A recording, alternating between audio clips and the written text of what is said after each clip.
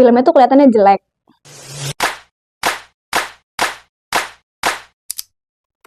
Hai, Assalamualaikum warahmatullahi wabarakatuh. Halo teman-teman, bertemu lagi dengan saya Ratu Ayu dalam Learning Journal yang ke-8. Yang pertama ada di storyboard. Di storyboard ini menciptakan. Baik teman-teman, seperti biasa kita akan mengulas kembali apa saja yang telah kita diskusikan di dalam kelas pada tanggal 6 November 2024. Jadi pada pertemuan kemarin itu kita membahas tentang teknik penulisan skenario. Jadi teman-teman, di sini saya akan mengulas kembali tentang apa saja yang sudah kita diskusikan dalam kelas tentang pertanyaan-pertanyaan yang sudah ditanyakan dari teman-teman kepada presentator. Pertanyaan pertama yaitu Departemen Art atau Produksi itu masuknya ke bagian mana? Bagian divisi mana? Kemudian departemen apa?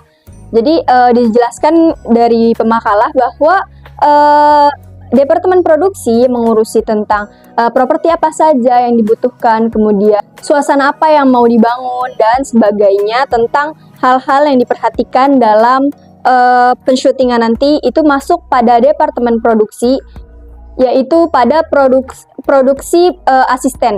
Jadi produksi asisten ini tugasnya sebagai membantu produksi, bagian produksi untuk mengelola administrasi, kemudian juga properti, dan juga membantu kru-kru lainnya. Makanya Departemen Produksi ataupun Art ini masuknya ke produksi asisten.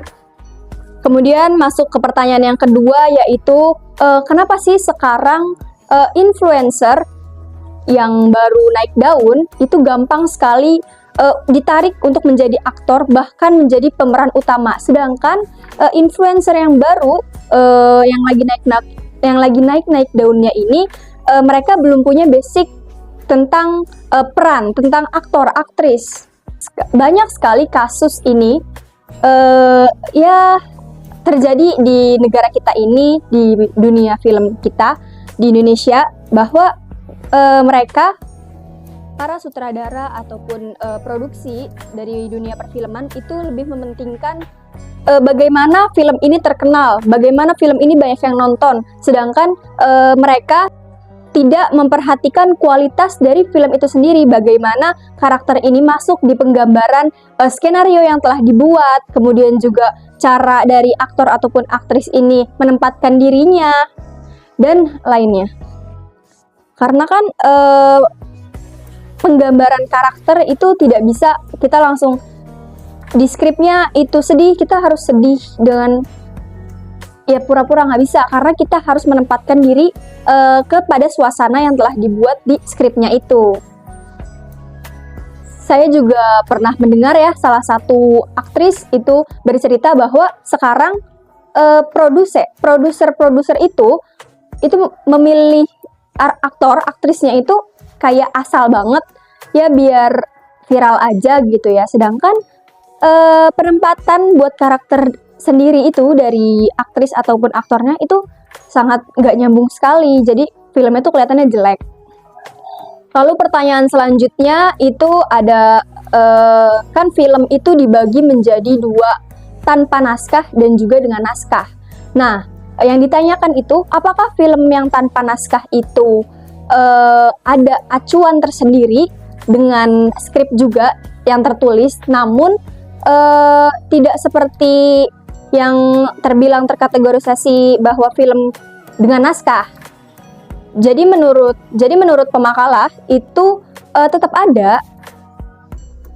ada naskah itu untuk film yang tanpa naskah.